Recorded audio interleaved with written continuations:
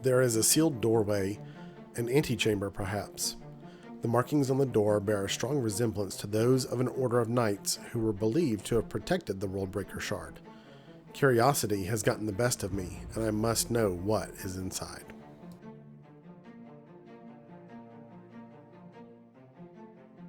Hey everybody, welcome back to DMing the World. Welcome back to the Solo Adventurer. Today, we are going to start our next session of Dragonbane Solo. We are going to be using their provided solo campaign, Alone in Deepfall Breach. This has about 5 or 6 different missions that you can go through. We'll start with the first one, the Captive Orc, and see how things go. If that goes well, maybe we'll progress to the second one. If Rhys of Quack Moors survives. So let's get started.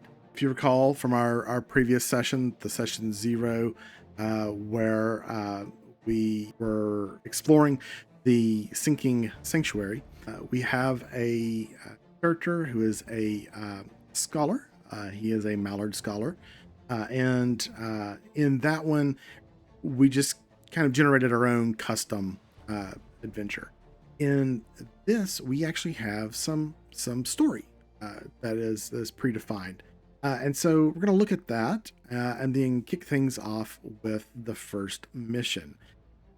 Legend tells of a wicked wound in the world struck by the demon lord Sathmog's spear, Deepfall Breach. The perilous depths of the breach plummet leagues into the foundations of the Misty Veil, comprising rough-hewn passages, echoing caverns, and ancient ruins. Only a fool would venture alone in this realm of chaos and shadow, and yet here you stand. So, to give you some background on what we're talking about here, the Misty Veil is the setting that comes with the Dragonbane box set. There is a small campaign that is pre-written, and you can run your players through that. It doesn't take too long to run an adventure. The first adventure takes 2 to 3 hours, depending on how quickly it goes. And the Misty Veil is this sort of self-contained little section of the world. It has all of the locations that are in the campaign. However, the area we're going to be mostly concerned with is Deepfall Breach. It's just this chasm, this large crack in the Misty Veil. There is a chapel nearby, which we'll talk about in a second. And then over here on the side, this is your starter town. This is the town of Outskirt. And it has several NPCs that you can interact with in the primary campaign. This is also available for the solo campaign as well as a place to rest up, resupply, take a break, and conduct your own business outside of the Deepfall Breach. So if we make some money, this is where we're going to be spending it. And this is pretty much where we're going to be limited to with this campaign. So moving on, I mentioned next to Deepfall Breach, there is a chapel. The nameless chapel stands at the edge of Deepfall Breach.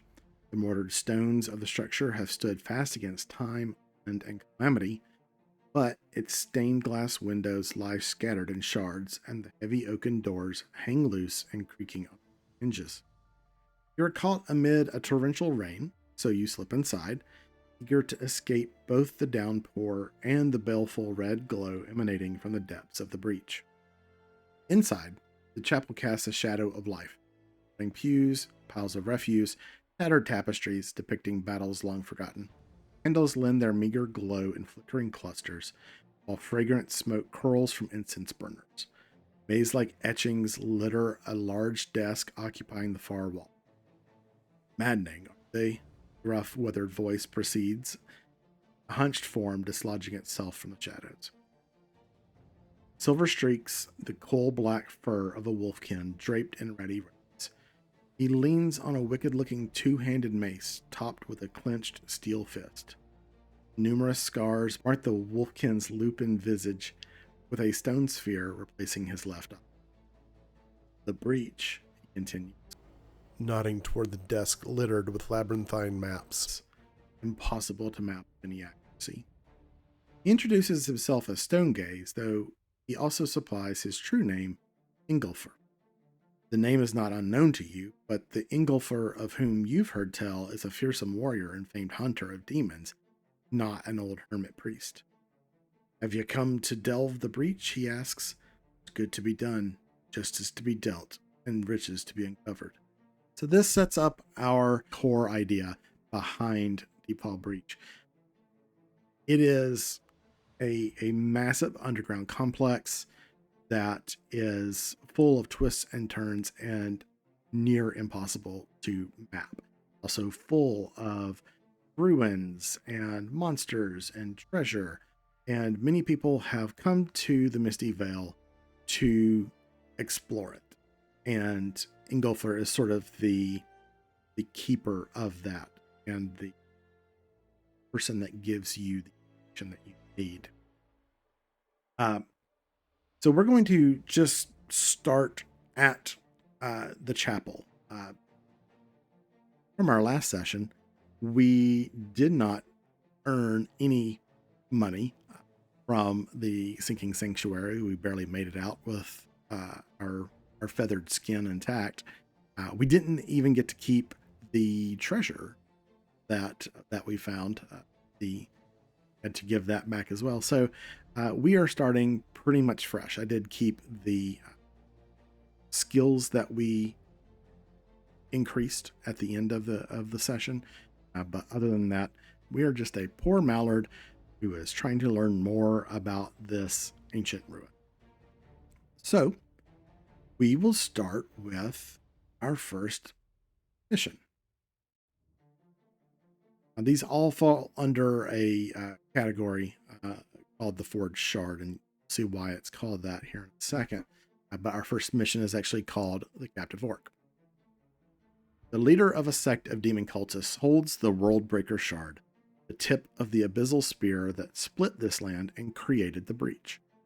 This power cannot stay in their grasp. Foul magics cloud their location from my sight, so you must locate the shard through other means. Seek below a band of cultists transporting a prisoner, an orc named Gorum. Gorum knows the location of the cultist's outpost and may serve as a valuable ally in the days to come. So this is Ingolfer giving us sort of our first quest.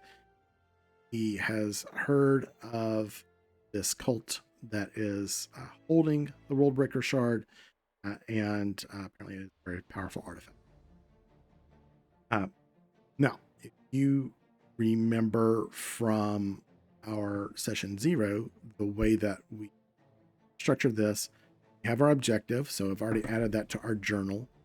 That is to find the orc Gorum being held prisoner by a band of cultists, learn what he knows about the World Shard.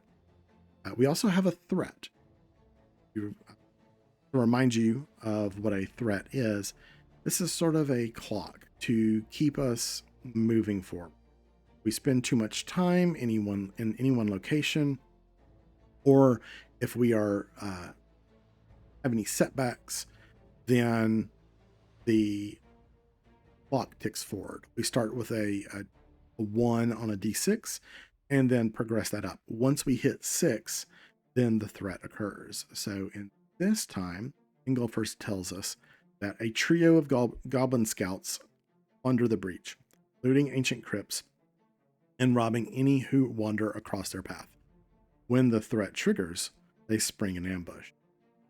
So we've got 3 goblin scouts on our tail, and we need to push forward and find these cultists, find Gorum, so that we can get out.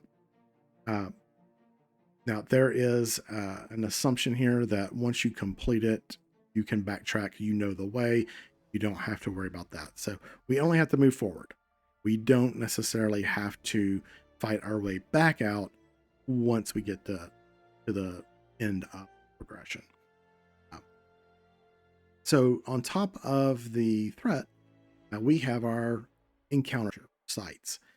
In session 0, when we made our own custom adventure, we rolled these as we went. We knew how many there were going to be, but we didn't necessarily know what all of these were. We had, I think, just 1 or 2 of these.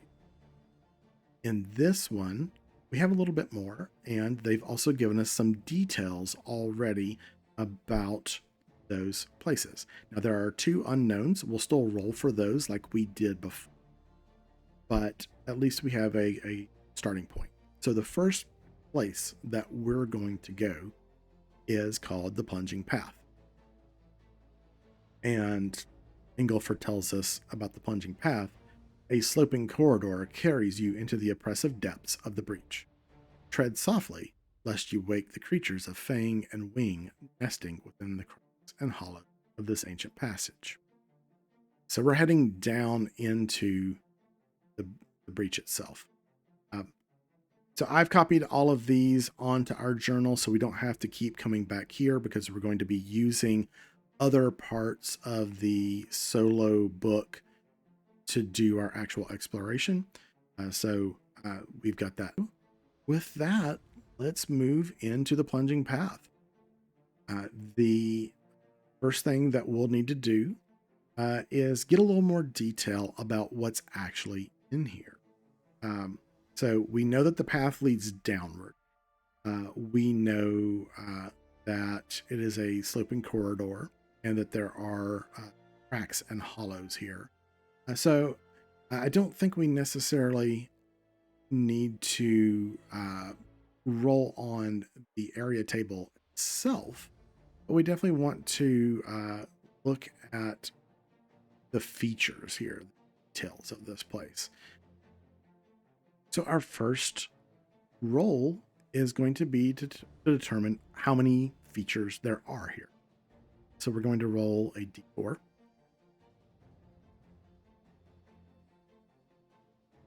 That's 3. So there are going to be 3 details here. From there, we're going to roll on details table.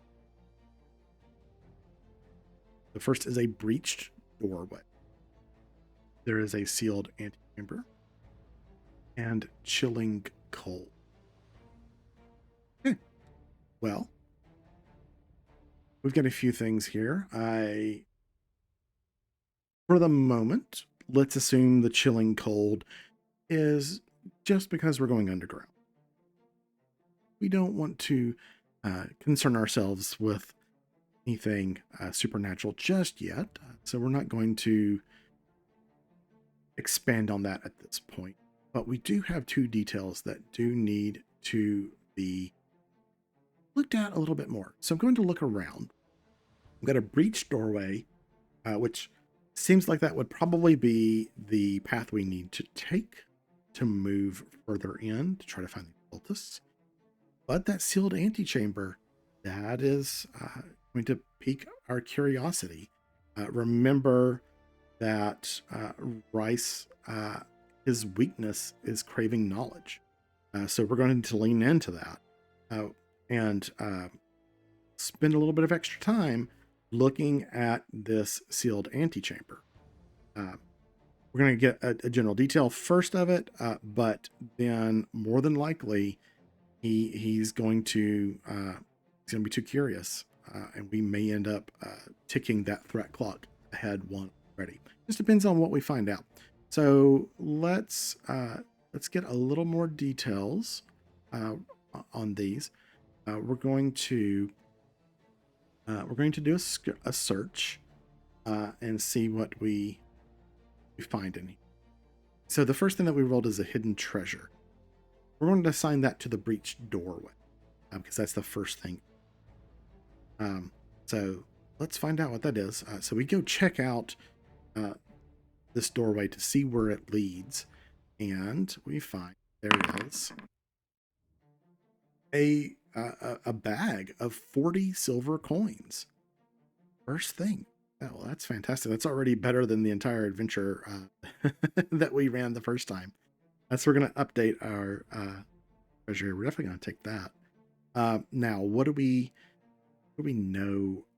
What do we learn about this doorway? I just rolled some inspiration tables here to see if we can get a little more details about this doorway. We don't have to use all of these, but the idea here is that this gives us some keywords to kind of give some description to this, right? So the breached doorway, the three things that I rolled, an action, which is deliver, an attribute, which is corrupted, and a thing, which is a device. So this immediately brings to mind an explosive of some sort, a breaching device, right? The doorway is breached. So this is a breaching device of some sort. The corrupted aspect to it, maybe that's the door itself. Maybe this was something that was supposed to be sealed. Deliver, maybe this is just used to deliver Gorham. Ingolfer said that they were transporting him as a prisoner. So maybe this is it. Maybe they needed to take him deeper in and deliver him somewhere to their altar, which is in the fifth location. And this is how they did it. This is the path they took. So they used this breaching device to open up this corrupted door, and so they could deliver. I'm going to go ahead and add that to our journal. Okay, so here is what Rhys wrote in his journal. An ancient doorway, warning of evil corruption, has been breached by an explosive device of some sort. Magical or mechanical, I cannot say. Someone has come through here recently, given the fact that I found a coin pouch with 40 silver pieces in it. This must be the path that the cultists have taken to deliver Gorham to the future. Okay, so we now know the way that we need to go. I still cannot give up the opportunity to check out this sealed chamber. So I want to learn more about this as well. Okay, so my new inspirations here are protect lost treasure. Well, I think that speaks for itself. Clearly, this sealed antechamber is protecting some type of lost treasure. How do I know that? What will I know about this with my scholar? Dude, so before I start putting anything down and trying to find a way into this to get that treasure, I do want to use my scholar skills here, myths and legends, to see if I know anything about who may have put this here. Who is the person that was buried here, or the culture that built this place? So I'm going to take a little bit of time and do that. Okay, a 5. That is under our skill rating of 14, so that is a success. So we know what this is. So I'm going to pull a few more inspiration results to see if I can ascertain what this actually is. So specifically talking about whoever built this place, the inspiration results that I got were stop secret conflict. So I am picturing that this may have been an order of knights, something like a Knights Templar, where they were part of a conflict, part of a war, but their mission, or at least the mythological legend of the Knights Templar, was to stop or protect a secret. the Holy Grail being the Knights Templar one. So maybe this was put here by the people who were trying to hide the secret of the Worldbreaker Shard. So this is a tomb of this order of knights or warriors. We'll maybe learn more about them as we go further in, but I think this is a good place to start. So bearing that in mind, I think we're going to have to try to find a way into this sealed antechamber. At this point, this is going to tick our threat.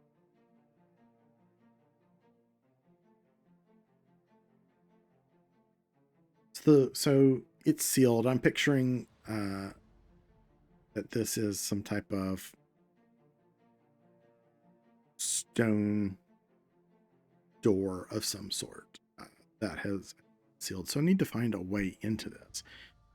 So let me put some details down here in our journal. There is a sealed doorway, an antechamber perhaps. The markings on the door bear a strong resemblance to those of an order of knights who were believed to have protected the Worldbreaker Shard. Curiosity has gotten the best of me, and I must know what is inside. See if we can find a way in. I'm going to go with the spot hidden first. Okay, just barely made it. 13 under my 14, but that is a success. So now that we know that there is a way in, let's see what that is. Okay, so my inspiration rolls were craft, secret, and device. Investigating the door, I discover a hidden panel decorated to look like the rest of the imagery. I press the panel, and the door slides in easily. At this point, we get to see what is behind this door. So, a concealed foe. Rolled a 1. You are forewarned and have a boon on your first action against it. But unfortunately, there was something in this antechamber. Well,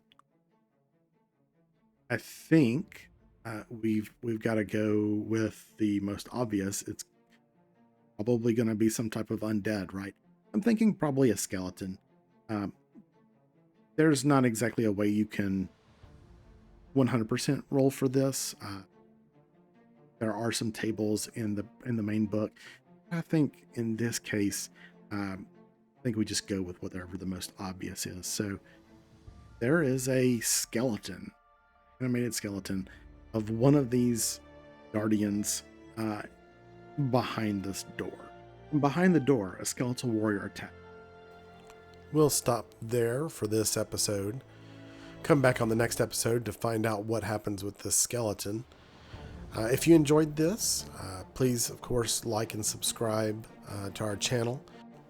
If this has sparked your interest in Dragonbane, you can support our channel by clicking on the affiliate link in the description to get your own copy of Dragonbane. There's also a link in the description for the Foundry module if you would like to pick that up so you can run that digitally. If you've missed any of our Dragonbane content so far, including how to create your own character in Dragonbane, click on the playlist here to get started.